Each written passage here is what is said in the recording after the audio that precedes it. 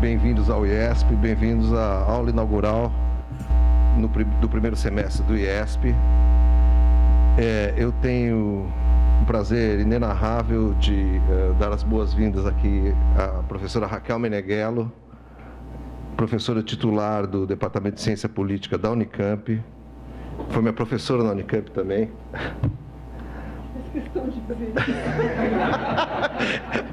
Ela falou para não dizer, mas eu não resisto. Bolsista do CNPq, editora da revista Opinião Pública, que é uma das principais revistas de ciência, talvez a principal revista de ciência política do Brasil, né? Focada em ciência política. Foi pró-reitora de pós-graduação da Unicamp, pesquisadora do CESOP, né? Foi fundadora do CESOP, né? Além de pesquisadora do CESOP. E autora, entre outros trabalhos, dos livros Desconfiança Política e os seus impactos na qualidade da democracia, da EDUSP, Mulheres e Negros na Política, estudo exploratório sobre desempenho eleitoral em 4 estados brasileiros, Partidos e Governos no Brasil Contemporâneo, né? E o livro PT, A Formação de um Partido, 1979-1982. Né? Eu acho que a contribuição da Raquel à ciência política brasileira dispensa maiores comentários, tanto na área de opinião pública, como na área de partidos políticos. Inclusive o curso que eu fiz com ela era sobre partidos políticos. Uma das mais importantes pessoas que estudam esses tópicos no Brasil. E... Nem lembra, que é isso? Eu nem acabei o curso, não, estou brincando. Bom, é um imenso prazer passar o microfone para você. Obrigado. Olha, boa noite a todos. Eu fico muito honrada com a apresentação aqui do João. Fui mesmo professora dele, tinha acabado de entrar na Unicamp. Então, tem uma desculpa boa aqui.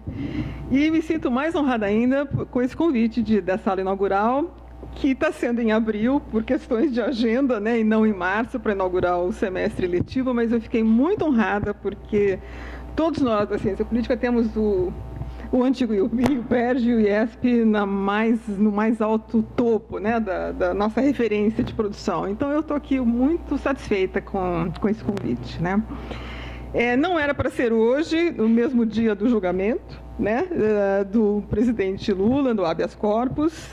Quando nós marcamos, não tinha nenhuma confusão no STF ainda para coincidir. Então, eu sei que eu estou compartilhando a atenção das pessoas com o resultado que pode estar acontecendo ali e com a aula aqui. Não sei em que pé que nós estamos, mas a gente vem acompanhando bastante intensamente, né? Podemos até saber daqui a pouco o que vai acontecer com o presidente Lula, com o STF, com o país, com a democracia brasileira, né? O tema dessa aula tem a ver em boa medida, com o caso brasileiro, mas um pouco mais do que isso, né? Eu trago para essa aula uma reflexão sobre democracia representativa e sobre populismo, né? Não apenas aqui no caso brasileiro, mas sobre os populismos.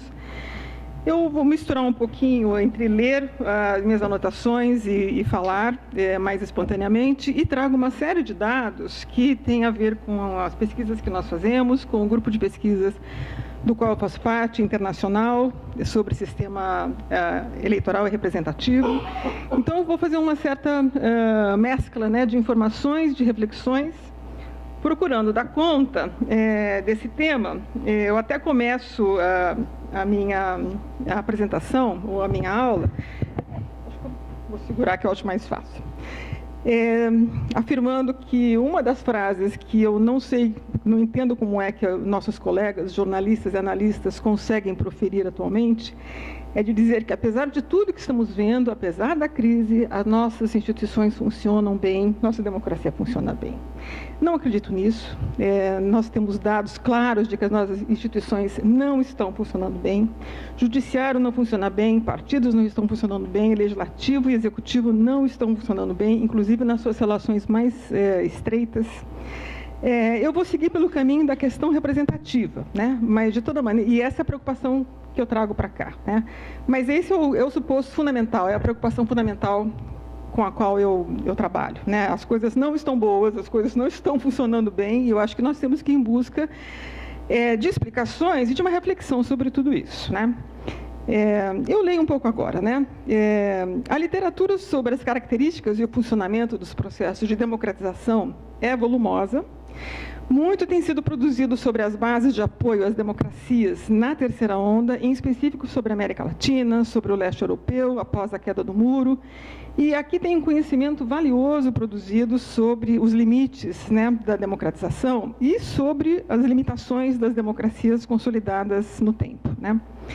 Um dos dados que as pesquisas sobre o apoio à democracia mostram é que, para os cidadãos que vivenciam os sistemas democráticos consolidados, o regime democrático e as suas bases de funcionamento não são colocados em questão pela maioria dos seus cidadãos. E esses cidadãos mostram uma compreensão básica sobre o funcionamento institucional, processos políticos e o seu funcionamento.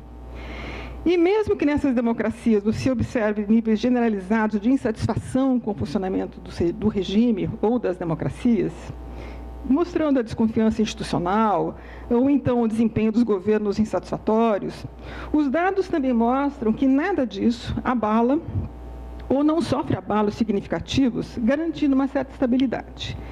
No caso das democracias mais recentes, a literatura é muito menos positiva do que essa, né? Do que essa visão. Os estudos e as evidências mostram que, mesmo em países em que as regras e os procedimentos têm funcionamento regular, estão implantados, temos eleições livres e justas, isso não é suficiente para a democratização.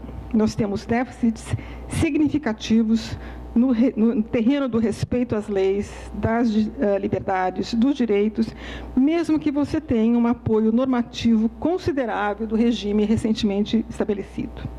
Isso põe em risco permanente o apoio político, que estabeleceu as bases do início do novo regime. Não sei se vocês tiveram acesso àquele artigo do Foa e do Monk, que saiu no Journal of Democracy em 2016, mostrando exatamente ali o risco político das democracias.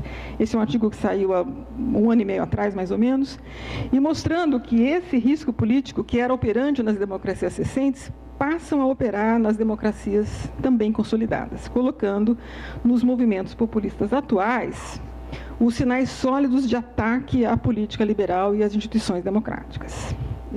Dados internacionais comparativos mostram que, apesar dessa presença normativa ao regime democrático, existe uma certa queda no tempo com a satisfação com o funcionamento dos regimes democráticos, em países, inclusive, com funcionamentos mais consolidados ou menos consolidados.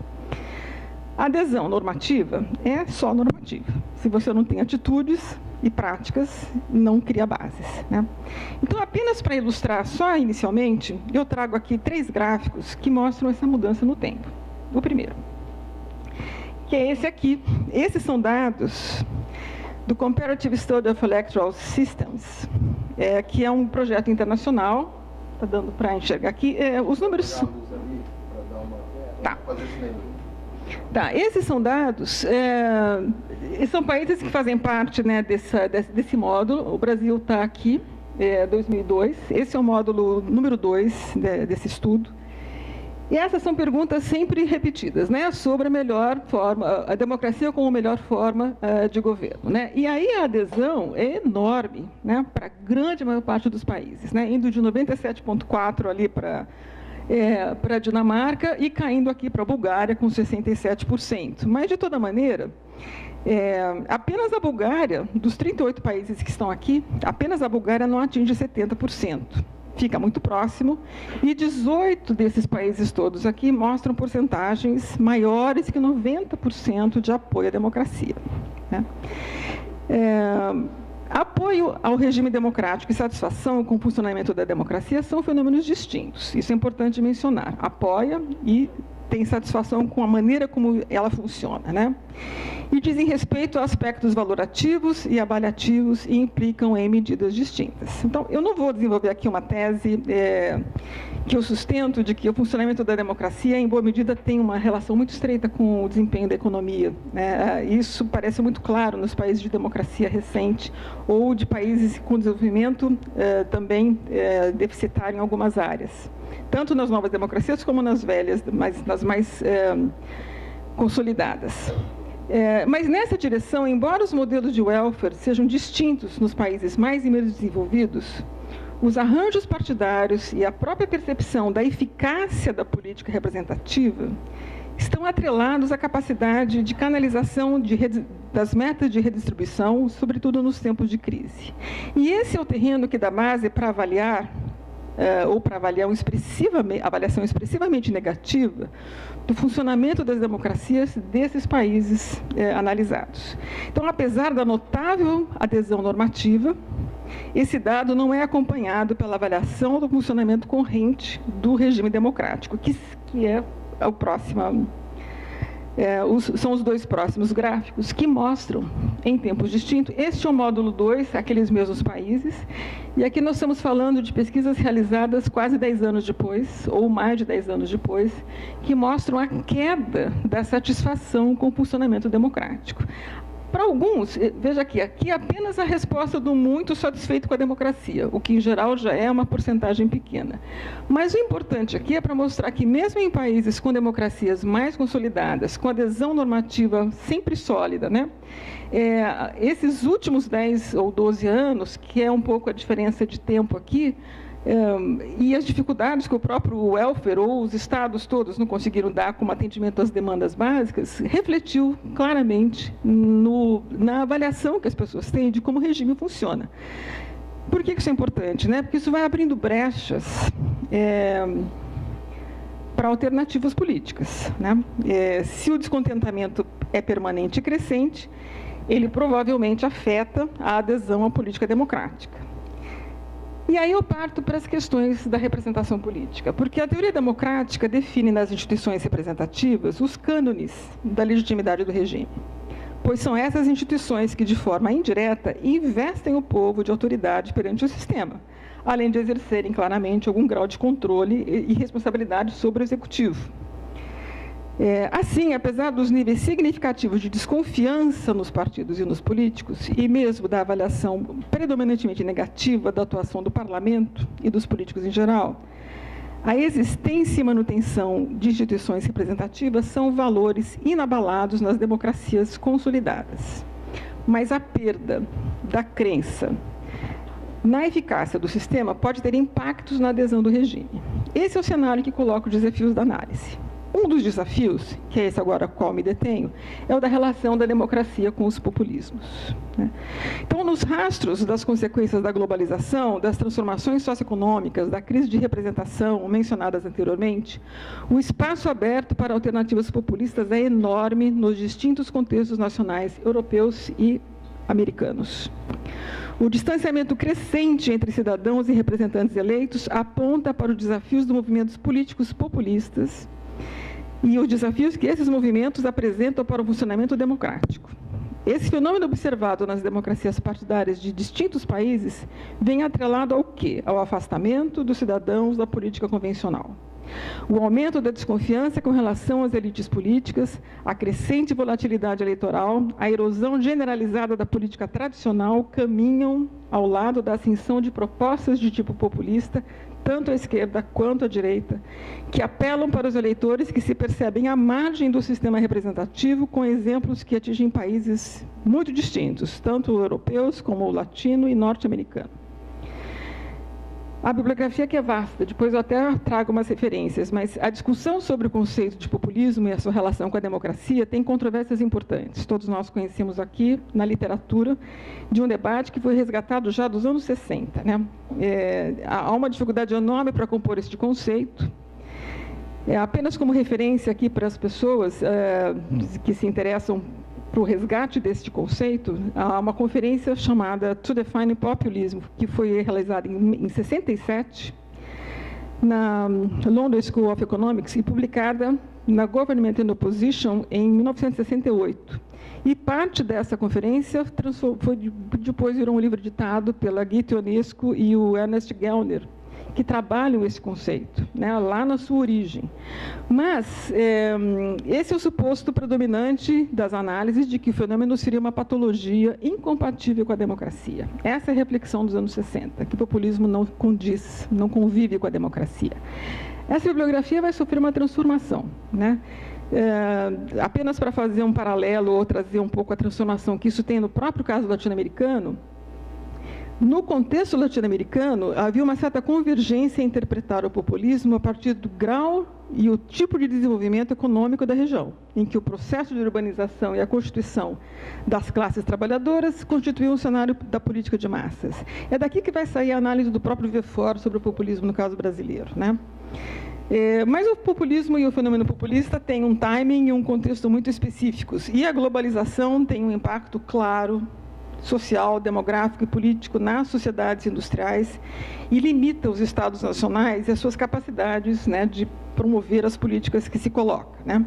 Então, no debate recente, um dos supostos, e por debate recente eu estou chamando autores como Mood, eu depois apresento a referência, o Laclau, o Paniza e o próprio Kurt Weiland, que trabalham com ideias distintas de populismo, mas o fenômeno, nesse caso, ele ultrapassa os arranjos de classe e as determinações estruturais. E, embora os aspectos de classe tenham algum impacto, né, alguma presença nas análises, as explicações do populismo passaram a desenvolver-se predominantemente no âmbito das ideologias, ou do discurso, ou do estilo, ou ainda com uma estratégia política de lideranças, né? Nós vamos, pelo menos eu aqui vou na direção do Mood, que entende o populismo não como uma patologia da democracia. Ele não é uma patologia, ou um movimento específico, ou um estilo, mas é uma ideologia que entende a sociedade segundo o antagonismo entre o povo puro e a elite corrupta, em defesa incondicional da soberania popular. E isso é uma armadilha enorme, né? Colocar essa divisão entre o povo puro e a elite corrupta. Essa definição funda-se no que o autor denomina de ideologia fina e que permite o fenômeno transitar entre a esquerda e a direita do espectro político.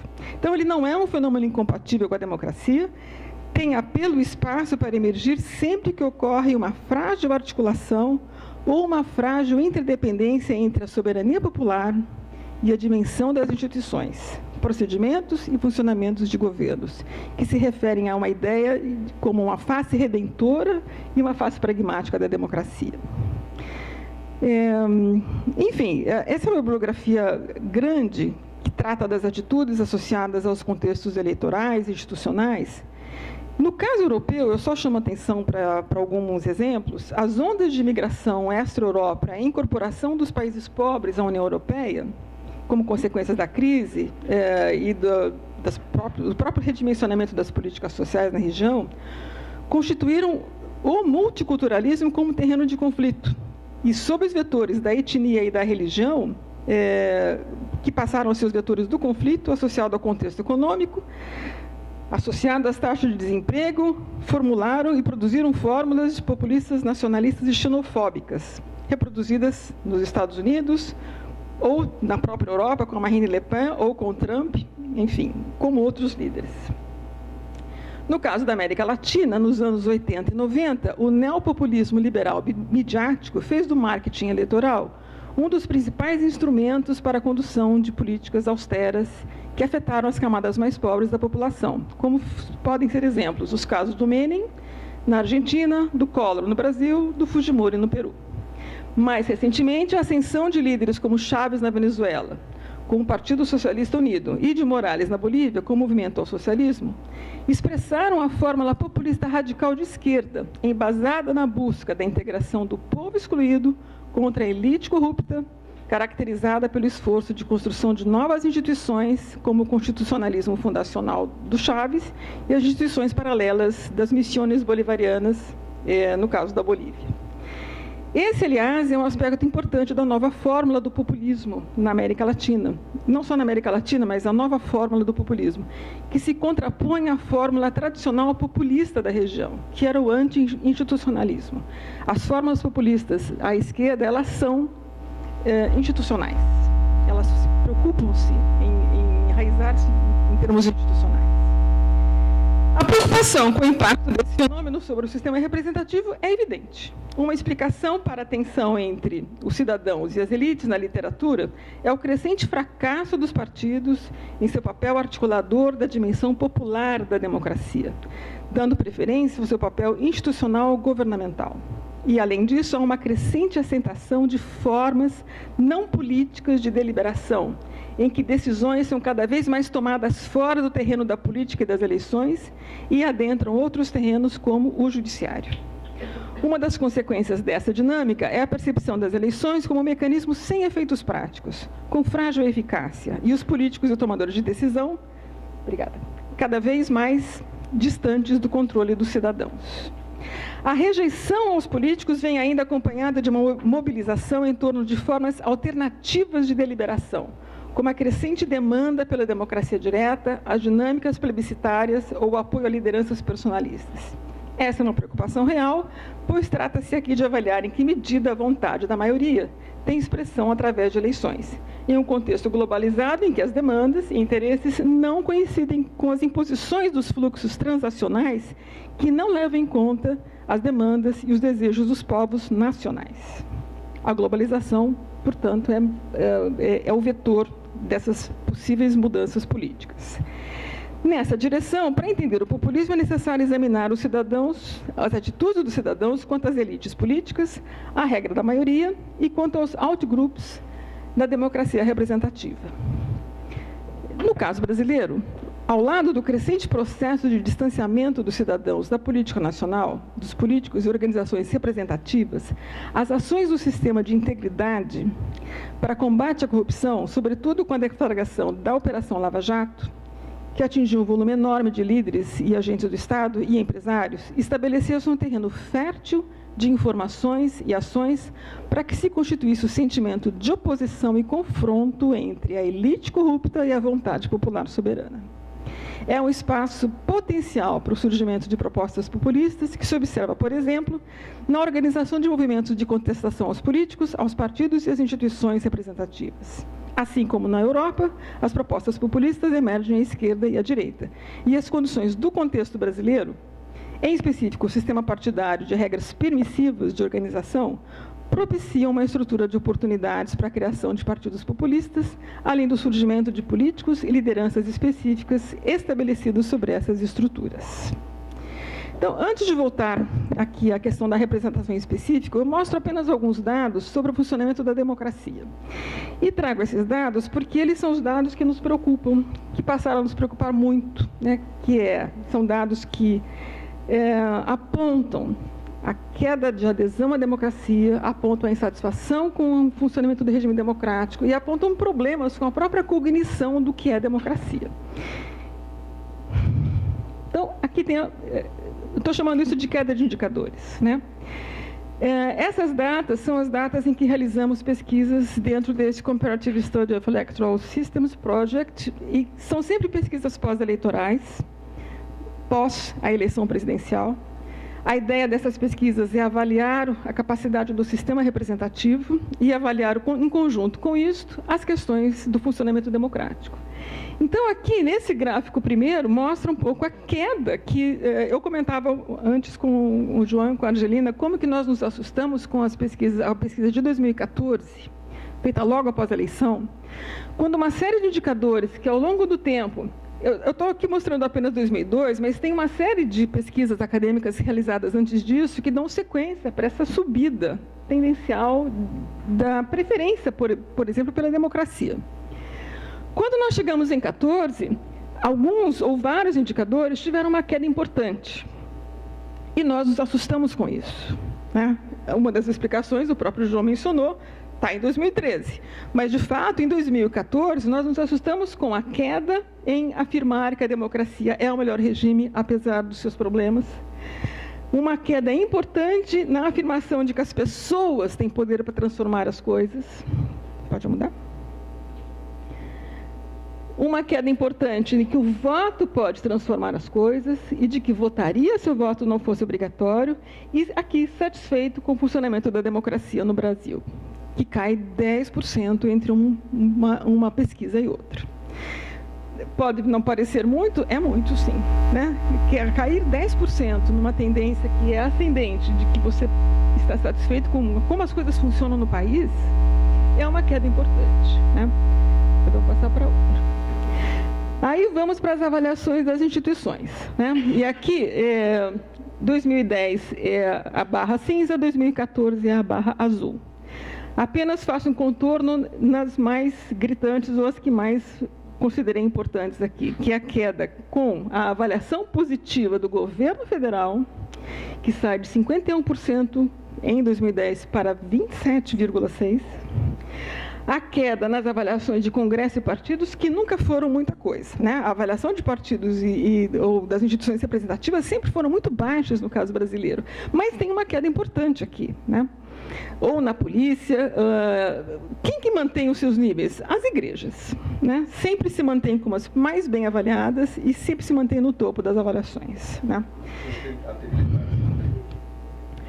Tem militares, forças armadas, que também têm uma queda importante, né? Isso é muito sintomático, né? Quer dizer, essa avaliação ela é formada a partir da confiança nas instituições, né? Alguns perguntam por que é importante confiar nas instituições do país. É importante porque as instituições fazem a intermediação entre os cidadãos e o Estado. Se você não tem a mínimo de confiança com aquilo que faz essa intermediação num regime democrático, você está colocando em risco a própria legitimidade do sistema. Então, ao avaliar uma instituição que depende da sua confiança para você dar conta de considerá-la eficaz ou não, nós temos um problema com o funcionamento em geral, né? Acho que mais uma. Aqui é a queda da preferência por regime político. Veja, você tem aqui nós temos pesquisa desde 89 que fazem essa pergunta, desde o início da democratização, passando por 90, 89, com as suas variações. De 90 para cima, aqui eu repeti, né? Vocês viram que eu errei o gráfico que eu acabei de ver. Eu errei o gráfico, é daqui para lá. Então, daqui para lá, a tendência é sempre ascendente, né? Quando nós chegamos em 2014, essa é uma queda que nos assustou. São 13 pontos percentuais, né, de preferência pelo regime. E aí, vejam, eu chamo a atenção para o seguinte dado. Essa diminuição da preferência do regime, ela não se dá por conta do aumento da preferência pela ditadura. Ela se dá pelo aumento das respostas não sei. O que é mais grave no meu modo de ver. Quer dizer, é tão grave quanto, né? Preferir a ditadura ou não saber, mas não saber é realmente importante. Por quê? Talvez acho que vale a pena já mudar para cá. Olha, essas são respostas que advêm, são oriundas de perguntas abertas. Isso são surveys nacionais, mas nós sempre embutimos perguntas abertas. E essa é uma delas, né? O que é democracia? E as pessoas respondem o que querem. E a gente depois senta e codifica tudo aquilo. Ao longo do tempo, olha as porcentagens dos que não sabiam o que era democracia. 38,6% em 89. Cai para 34%, cai para 25,5%, cai para 25,3% e sobe para 49% em 2014.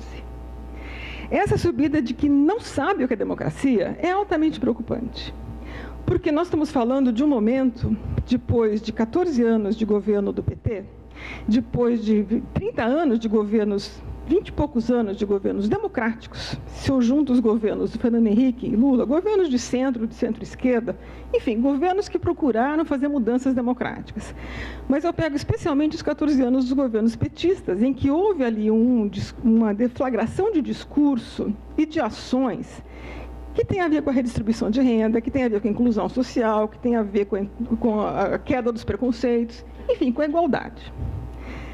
E mesmo assim, o que nós vemos como cenário resultante? As pessoas não veem nisso referências para dar significado à democracia. Essa é a parte preocupante. As políticas sociais, as várias ações de governo, a ideia da redistribuição de renda, a ideia da igualdade, a ideia dos fins dos preconceitos, isso não passa numa análise, claro, estou aqui fazendo uma extensão dessa análise, como referências para dar significação à democracia. Isso eu acho muito preocupante. E aqui são as categorias que mais aparecem ao longo do tempo sobre o significado de democracia, que passa o terreno dos direitos, em geral, e das igualdades e das liberdades. Então, as pessoas que respondem que sabem, elas sabem o que significa, pelo menos nas suas principais referências da democratização. Mas o importante aqui é mostrar que sobe esse número dos que não têm mais a cognição sobre democracia. Bom, Volto aqui para a minha análise agora da representação, né? E aí, a reflexão, de novo, no curso de pensar a representação política, o que a literatura fala para nós? Que a democratização ao longo do tempo, com a quantidade de eleições que veio realizando, e no nosso caso as eleições são sempre a cada 2 anos, enfim, você foi criando um clima de fadiga eleitoral. E, em parte, a fadiga eleitoral é aquela, talvez seja um dos principais componentes que tenham provocado o distanciamento dos cidadãos dessa relação com a própria adesão a envolver-se com o sistema, né?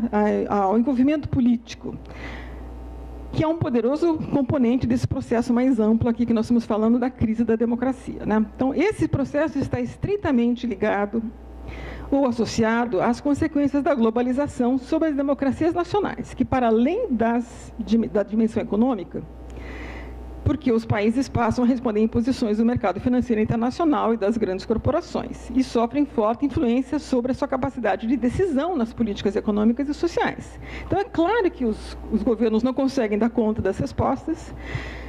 Esses governos e as suas crises respectivas redimensionam o padrão de consumo, aspirações, expectativas, e têm uma enorme dificuldade em responder satisfatoriamente qualquer dessas demandas. Quais as possibilidades dos partidos e do partidarismo num cenário como esse? Esse aqui é o meu argumento. Apesar da crise de representação, e é o subtítulo da minha própria aula, né? Apesar da crise da democracia representativa contemporânea, ainda advogo que o partidarismo e os partidos políticos têm um espaço nessa cena dos processos de intermediação política, né? Então, essa pergunta, né? Quais as possibilidades dos partidos e do partidarismo em um contexto de crise? Esses são os supostos. As transformações contemporâneas da política não retiram o papel dos partidos, papel representativo dos partidos, mas aqui é necessário que os partidos sejam realocados ou recolocados na agenda da teoria democrática. Essa é uma das questões que eu advogo. Você tem que considerar o partidarismo como um aspecto essencial da deliberação democrática. E os partidos ainda podem ser vistos como sujeitos centrais dessa cadeia de ligação ou de vinculação democrática. Aqui tem uma parte das referências que eu uso, depois eu apresento outras mais. Mas o que eu quero apresentar aqui, né? Que caminhando na mesma linha, ou na mesma direção de uma parte da literatura, eu afirmo ou entendo que as transformações contemporâneas da política não retiram esse papel representativo dos partidos no seu funcionamento. Isso não é muito inovador, não é nenhuma afirmação bombástica que eu estou fazendo aqui, mas isso tem um estatuto definitivo diante do mapa de definições dos modelos partidários com os quais a gente está trabalhando e com o qual a literatura mais recente trabalha, na qual a função representativa dos partidos tem sido colocada, no mínimo, em segundo plano, graças aos estudos e a uma literatura que passa a colocar os partidos como seu papel ou lugar principal na relação com o Estado. Então, aqui a ideia é mostrar o quê? Né? Que as transformações da política levaram à adequação representativa dos partidos, de forma que eles continuam ainda sendo percebidos pelos eleitorados, como escolhas válidas e necessárias da política. E é nesse sentido, eu também trago dados internacionais para ilustrar isso. Mas, primeiro, estou trabalhando certamente com o suposto do modelo representativo de partido. O que isso significa frente ao mapa de definições? Significa que partidos constituem, sim, escolhas para o eleitorado, oferecem programas, têm posições congruentes com as posições dos eleitorados. Não desreconhece partidos como organizações que selecionam líderes, buscam cargos, formam governos, etc. e tal.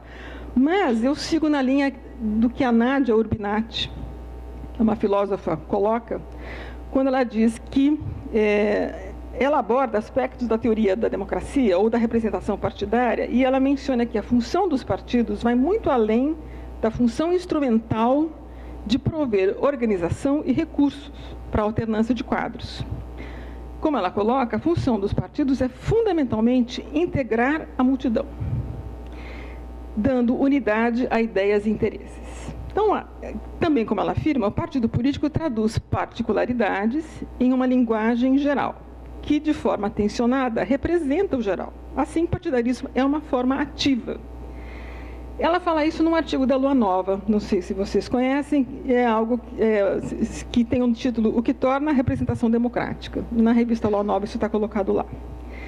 E ela também coloca num artigo, junto com o Mark Warren, que se chama O Conceito de Representação na Teoria Democrática Contemporânea, e que mostra que os vários teóricos, ao refletirem questões sobre o desenho institucional, eles ignoram os partidos. Então, trata-se de recolocá-los aqui dentro da teoria democrática. Eles são corpos representativos fundamentais dentro do governo. Suas funções incluem agregar e deliberar interesses e valores, mas para que eles sejam recolocados na agenda da teoria democrática, é necessário que ele seja, de fato, o partidarismo considerado um aspecto essencial da deliberação e que partidos sejam considerados organizações que podem estruturar o discurso público, no qual interesses e bem comuns estão inseridos e traduzidos. Eu sigo essa linha, essa trilha aqui da reflexão sobre a representação política, e eu tomo aqui algo que o Bernard Manin traz no pós-fácil, a edição do seu livro de 2012. Todos devem conhecer O Governo Representativo, do Bernard Manin, que é um livro do final dos anos 90, mas quando ele faz uma reedição em 2012, ele apresenta um pós-fácil que traz um aspecto importante, que é o seguinte, ele dá-se conta de que uma série de pesquisas, entre o final dos anos 90 e o início dos anos 2010, uma série de pesquisas mostram que partidos têm sentido, que existe uma certa adesão às instituições representativas, que elas funcionam como mecanismos de veiculação de interesses e de representação e que, inclusive, representam discursos públicos. O que ele faz aqui? Esse enorme volume de pesquisa, segundo ele, possibilitaram um novo diagnóstico do cenário de declínio dos partidos que ele fazia ali no seu livro original, né? E isso leva a uma compreensão equivocada de que, na democracia de público, que é a tese dele, os partidos teriam se tornado uma forma de organização obsoleta. E é isso que ele está revisando. Não são uma forma de organização obsoleta. Ele mesmo disse que esse não era o seu objetivo, mas agora os dados permitem que ele pense outras coisas. O que ele fala? Existe certamente um recuo dos partidos no campo da fidelidade dos eleitores. Não existem mais eleitores fiéis o tempo todo. Eles são soltos, voláteis, não existem mais vínculos duradouros, como você vê isso no início, ou pelo menos em meados das décadas do século XX. Mas essa erosão de fidelidades não implica na obsolescência dos partidos. Eleitores fiéis não desapareceram por completo, eles diminuíram. Há menos eleitores que sistematicamente votam pela mesma organização, mas ainda assim constituem massas significativas. Esse cenário generalizado aponta para o fato de que não se trata de um fenômeno passageiro, afeito a um partido ou a um conjunto de partidos, mas aqui entra a tese com a qual eu acompanho, é uma mudança estrutural da política, ligada à evolução de aspectos de grande amplitude da vida profissional e social. Enfraquecimento de autoridades, individualização das condições profissionais e do trabalho, desintegração das formas de inserção social próprias da sociedade industrial, difusão dos meios de comunicação de massa às novas tecnologias. Ao lado disso, a adesão à forma de participação não institucionais aumentaram. Os cidadãos não aderem mais a programas complexos, de propostas amplas, mas eles aderem a temas e a questões específicas para as quais a ação política tem amplitude muito limitada. Em outras palavras, os constrangimentos da mudança estrutural da política conduzem a que partidos não formem mais coletivos estáveis. A cada eleição, os partidos devem buscar eleitores não partidários. E se isso não significa que partidos perderam lugar na democracia atual, significa também que não são certamente os atores principais. Assim, a forma como Manin representa a tese das transformações entre a democracia de partido e a democracia de público é o que muda, é a natureza da importância do partido. Bom, será mesmo que partidos são hoje organizações que oscilam entre o seu sucesso na dependência das variações de públicos disponíveis? E aí eu tenho uma discordância com essa reflexão, porque eu acredito que sim, na interpretação dessa dinâmica, da mudança estrutural da política, eu vou recorrer ao outro trabalho de autores como o Russell Dalton, David Farrell e Ian McAllister, que trabalham o quê? Sobre a capacidade de adaptação dos partidos. Adaptação não significa mudança de função, significa persistência, né?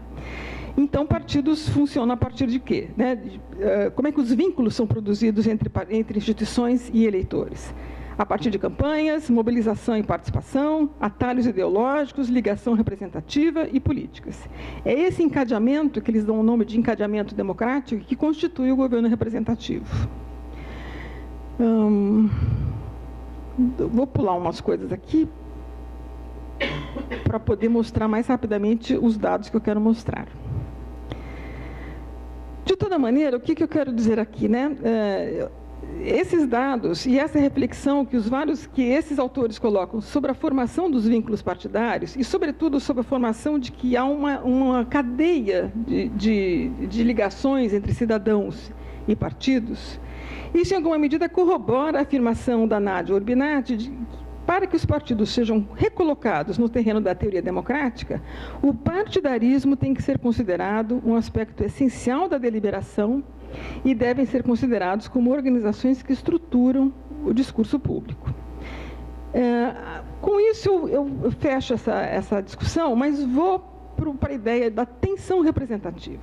Essa é a saída possível de fazer com que a recolocação dos partidos na teoria democrática, de fato, aconteça. E aqui me baseio num estudo que se chama The Strain of Representation, são dois autores, Whitfield e Ross-Schneider, que fazem sobre a representação partidária em países europeus. Ou seja, a representação funciona a partir de uma tensão representativa. No nível dos cidadãos, significa que cidadãos devem ter preferências, percebam diferenças entre partidos e baseiem suas escolhas em políticas apresentadas pelos partidos. Essa tensão, acho importante colocar algumas questões básicas aqui. Nós estamos primeiro falando de partidos ou de política partidária competitiva, na qual partidos vinculam grupos sociais. Em última instância, isso está associado à própria tese das clivagens. A outra referência é a noção de competição, que um grande número de eleitores independentes, sem lealdades, situados normalmente no centro do espectro, e a referência aqui é o Downs, que define a competição partidária como um processo em que eleitores escolhem posições no espaço ideológico próximas às políticas almejadas. Esse modelo leva a que o eleitor médio seja almejado e privilegiado pelos partidos. É claro que essa combinação entre o que é a tese da clivagem e o que é a tese da competição tem implicações importantes, né? Quais as consequências representativas do fato dos partidos procurarem eleitores partidários e não partidários para vencer eleições?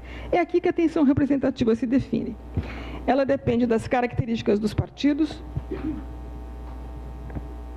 do equilíbrio entre eleitores partidários e independentes e de aspectos do contexto. A tese, portanto, é que, no contexto da tensão representativa, em que, a partir das mudanças estruturais da política, dois movimentos atuam simultaneamente, partidos representam e conseguem dar conta de inserir preferências. E esse é um dado importante, sobretudo tendo em vista a constituição do apoio à legitimidade do sistema político. Dito isso, eu apresento alguns dados comparativos internacionais para ilustrar a noção básica do que eu estou falando aqui, que as escolhas partidárias continuam a permear preferências, continuam a constituir posicionamentos, fazem diferença na compreensão da política aos olhos dos eleitores internacionais aqui. Esse primeiro slide é apenas demonstrativo. Esses são dados, não são de percepção, são dados de dados macropolíticos. Aqui é o tamanho dos sistemas partidários desses vários países. Esses grupos, eu chamo a atenção aqui para a França, chamo a atenção para a Espanha, são grupos políticos que podem lançar candidatos. Então, veja, a ideia de que o Brasil é uma excrescência em termos de partidos não é verdade, né? Em termos de alternativas políticas eleitorais. Então, nós estamos trabalhando aqui com sistemas, só para ilustrar, né? A barra cinza é o número de partidos que participam e a barra marronzinha são dos partidos com o mínimo de 1% dos votos nacionais. Esses são dados macropolíticos de cada um desses países. Então, veja que nós estamos falando de sistemas competitivos, altamente competitivos ou altamente difusos aos olhos dos eleitores, e a ideia é mostrar que, em contextos como esses, é possível que eleitores vejam nos partidos vinculações importantes para entender o processo político, para entender as escolhas que estão sendo colocadas. Só chama a atenção de que apenas o Uruguai, Taiwan e o Brasil têm eleições presidenciais simultâneas aqui com as legislativas. O resto dos países, a maior parte, quase a totalidade, são de eleições legislativas das pesquisas que a gente realiza. Tá? Pode mudar. Bom, e aí são várias as perguntas aqui que estão sendo colocadas, né? Essa é uma pergunta convencional, que se aplica a todo módulo, se faz diferença quem está no poder, né? Essa distribuição, só para chamar a atenção, eu tinha chamado a atenção de alguns dados de países aqui, para não ficar perdendo aqui. Tararam. Bom, enfim, talvez valha chamar a atenção para países com as menores proporções que eu tinha anotado aqui, já perdi, mas é o caso do Japão, é o caso da Noruega, é o caso da Tailândia. Talvez esses sejam os que mais chamam a atenção aqui, né? Isso. Mas que dá a ideia do quanto que você está legitimando, ou quanto você está entendendo o sistema como algo que faz sentido você votar e escolher o governante, né? Acho que pode passar. Votar faz diferença. São pesquisas que vão de 2007 a 2010. Esse é um módulo que dá um espaço de 5 anos para os países fazerem suas reeleições. Por isso que as datas não são as únicas. No caso do Brasil, essa é a pesquisa de 2010. Tá? Sim, é sempre o positivo. Votar faz diferença, né?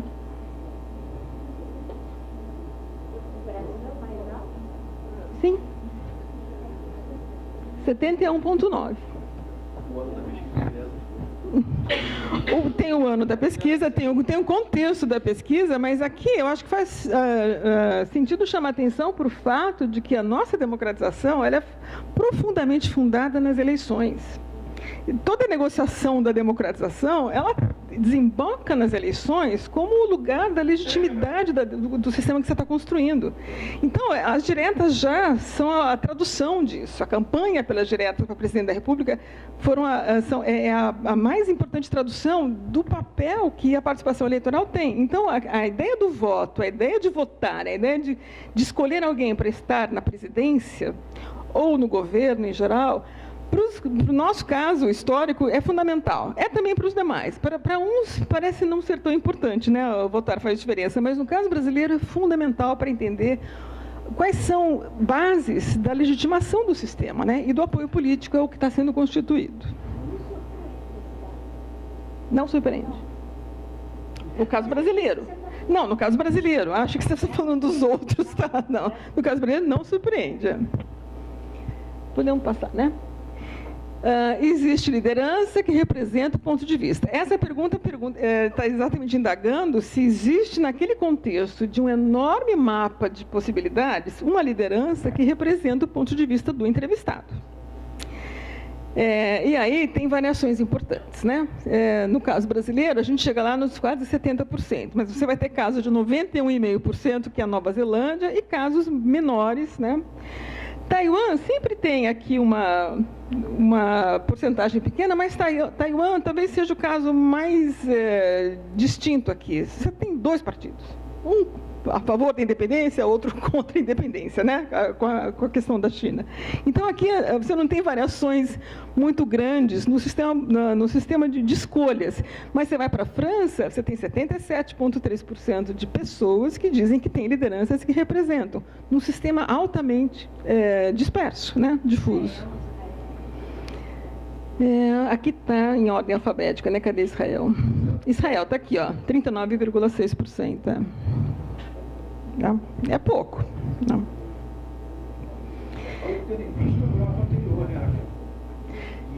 Exatamente. Quer dizer, volta um pouquinho. parece uma coisa enorme. Mas... Quer ver? Volta um pouquinho o gráfico, talvez. Não. Foi a diferença quem está no poder. Israel é 53%. Eles votar faz diferença? 58 é Ah, real. 60%. Isso. Quando você vai para o outro gráfico, o seguinte... Não representa. É. Essa pergunta é como se o sistema está representando as pessoas. Não, se você está incluído nas eleições, essa é uma das tarefas desse projeto, né? O quanto as pessoas se sentem incluídas, né? no mecanismo eleitoral. Né? Então, tem gente que me representa, vou lá e voto. Né? Esse é o sentido da coisa. Né? Eu chamo a atenção aqui no caso do Uruguai, né? 74,3% aqui, né? Porque nós podemos estar falando aqui também de sistemas mais personalizados, né? No caso do Brasil, você tem um certo misto, né, do que é a coisa institucional partidária e a coisa personalizada. Em outros países também. No caso do Uruguai, você vai ver sempre altas porcentagens para todos esses indicadores, indicando quanto a estabilidade do sistema uruguaio é importante para dar conta desses indicadores de adesão, né, que é o caso ali. Acho que podemos passar para outra, né? Aqui se existe um partido que representa o ponto de vista do entrevistado. Esse talvez seja o slide mais central para todo o argumento de que o partidarismo é importante e continua tendo importância. Né? Ele traz o grau de identificação partidária dos eleitores de cada país. Vale lembrar que esse projeto ele pergunta essa questão de três formas. Né? Se você tem um partido com o qual se identifica, se você se sente próximo a um partido, se você se sente mais ou menos próximo, ou só um pouquinho próximo a esse partido. Tenta pegar, de todas as maneiras, alguma relação com a instituição representativa. Né? Neste módulo está. Ah, não, está aqui. Não, está fora, está fora, está fora. Está fora. Tem um módulo que ele não fez. O surpreendente, porque ele que coordena a pesquisa, mas tem um módulo que não fez. Quem coordena todo esse projeto é a Universidade de Michigan, né? Mas tem um módulo que não foi realizado. Mas é importante olhar sob olhos comparativos o que significa identificação partidária. Né? Prestando atenção que o Brasil tem ali, em 2010, 40,4% de identificados com partidos, né? Esse não parece ser um número tão distinto do que você tem tudo bem, em alguns países com democracias mais recentes. Estou falando aqui do quê? Pega lá a Croácia, pega lá a Eslovênia, enfim, ou o próprio Israel, que não é tão grande, ou a Islândia. Né? Mas estamos aqui. Acho que a gente pode passar para outro. Essa é outra forma de você perguntar a mesma, de buscar a mesma resposta com outra pergunta, né? Se você é próximo a algum partido. Então, a ideia de identificação de proximidade tem uma nuance importante para a pesquisa aqui. Né? E veja que as porcentagens do Uruguai são sempre altas, né? Sempre altas. Acho que a gente pode seguir. E se tem proximidade a um partido específico. Aí a ideia é ver se, de fato, não é só uma questão de relação com o sistema representativo, mas com uma instituição específica. E no caso brasileiro, aí cai muito, dos 40 e tantos por cento para 21%. Né? Assim como no caso do Uruguai.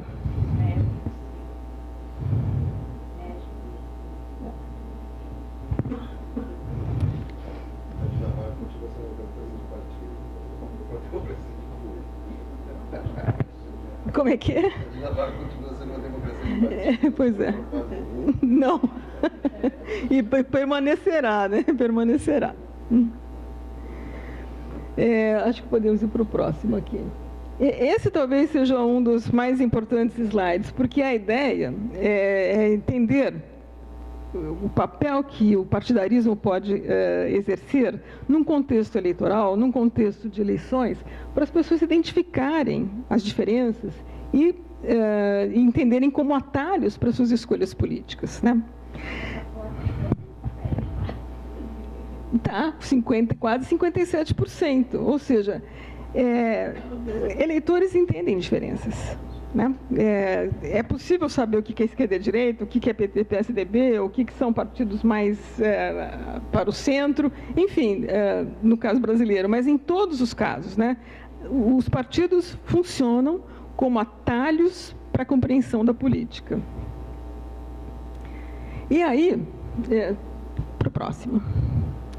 O que eu faço? Eu resolvo pegar todos os dados dos vários países, daqueles que têm identificação com partidos, e estou chamando isso de partidários, e daqueles que não têm, né, os não partidários, para identificar, né, como que o partidarismo tem importância para as diferenças, ou para a identificação das diferenças entre as opções de escolha política.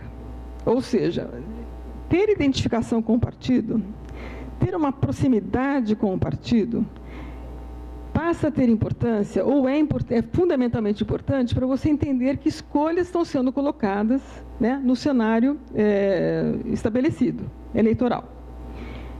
As porcentagens talvez não sejam tão grandes para vários dos países, né? Mas, de toda maneira, o próprio caso do Brasil não é tão grande, né? Para países como a Alemanha, para países como Grécia, para países como até o próprio México, o partidarismo passa a ser importante para entender as escolhas que estão sendo colocadas. E o Uruguai destoa, né? Podemos mudar?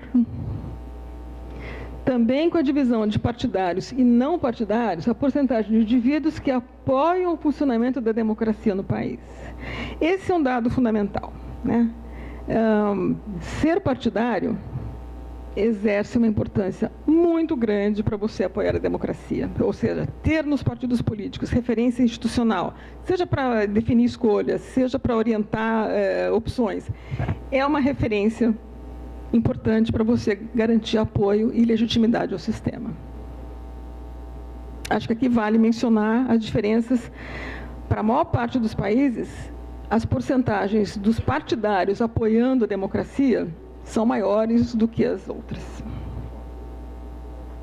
Bom, e aí eu venho para o caso brasileiro, né? Se esse é o caso internacional, em que a gente tem diferenças importantes, eu trago o caso brasileiro para mostrar as dificuldades que o sistema nacional, partidário, tem, ou mostram para a gente trazer essa mesma reflexão. Por quê? Você tem distanciamento, baixa preferência e uma baixa memória do voto. São dados apenas ilustrativos, mas para mostrar qual é o nosso desafio, qual é o dilema para pensar a própria tese que eu estou trazendo de que o partidarismo é importante, né? Primeiro, o partidarismo é válido, o partidarismo tem que ter um lugar colocado na teoria democrática, porque deliberar, né, ele tem que fazer parte do processo de deliberação, e mais, tem que funcionar como atalhos para o próprio sistema. Quando eu venho para o Brasil, qual que é o dilema, né, ou o desafio de advogar uma tese como essa? O fato de que os eleitores conhecem poucos partidos. Nós temos uma baixa identidade partidária em geral, e essas são porcentagens de 2 anos diferentes de eleitores que não conhecem os partidos. E aqui eu estou querendo mostrar como aumenta entre 2010 e 2014 o desconhecimento das agremiações. Isso é substantivo. Podem parecer pequenas as porcentagens, mas há um aumento significativo de PT, de PMDB, de PSDB, de partidos que sempre estiveram no centro dos processos políticos. E, mesmo assim, em 2014, você tem um desconhecimento relativamente grande, para não dizer muito, dessas agremiações. A queda da preferência partidária em geral, que sai de 48% em 2010 para 34% em 2014. As preferências, esse é um gráfico dos que têm preferências partidárias, né? E aí, claro, o PT sai na frente dos que têm preferência por partidos. 58% são petistas em 2010, 56% em 2014. E aqui são as distribuições dos demais partidos. De novo, PSDB, PMDB e PT são os que concentram as grandes preferências partidárias. Mas eu estou falando de esses 58%, ou 56%, são daqueles 34% ali, tá? E a memória do voto, né, que é o nosso grande problema em termos de sistema eleitoral. As pessoas não lembram em que votaram, ou seja, o nosso sistema eleitoral mostra talvez as principais bases da sua fragilidade, né, para criar essa vinculação partidária, na própria relação que os eleitores têm com o sistema. Essas são perguntas que indagam se você lembra em que você votou. E essas também são perguntas abertas. Nós perguntamos o nome das pessoas, né? Se sim, em quem? E tanto é que nós depois passamos meses corrigindo se o sim que foi dito de fato é de alguém que existe e de alguém que existe naquele partido. Você pode dizer, me lembro sim, votei no fulano, você vai ver, não tem fulano registrado em lugar algum. Então, depois nós passamos um tempão corrigindo isso. Mas, depois de tudo corrigido, essa é a maioria do voto. E veja, essa pesquisa ela vai a campo entre 15 e 20 dias depois da eleição. Né? Se a eleição termina 28 de novembro, sei lá, até 15 de dezembro a gente está aplicando a pesquisa. Vejam que, eu vou pegar só o dado de 14, que é o mais escuro, é a barra mais escura. 43% das pessoas não lembram em que votou depois de 15 dias no deputado estadual. 40,7% não lembram em que votou depois de 15 dias no federal. 10% no senador, 11%... tem primeiro e segundo senadores em eleições diferentes aqui, né? Em 2014 foi só um senador. Então, 11% não lembravam do nome do senador, nem o partido, que também perguntamos a legenda, né? Em quem votou. Isso não acontece nessa mesma dimensão para os cargos majoritários, embora senador seja um cargo majoritário, mas aqui é o cargo executivo, né, de governo e de presidente. As pessoas lembram bastante mais. Mas é preocupante que essa seja a relação que o sistema eleitoral cria, né, com o eleitor, que é de distanciamento, baixa memória, baixa adesão, baixa vinculação. Então, esse é o desafio da minha reflexão atual. O quanto que advogar pela presença do partidarismo na teoria democrática como um componente importante para a deliberação, o quanto isso pode ter sustentação com dados que estão mostrando para nós que, no nosso caso brasileiro, o sistema eleitoral tem fragilidades enormes para tratar dessa vinculação com os eleitores. Né? E, portanto, colocando em xeque ou colocando contra a parede o próprio funcionamento representativo do sistema democrático. E é isto. Com isso eu termino a minha aula. Eu agradeço. Tem uma última. É preferido partidário. Está aqui.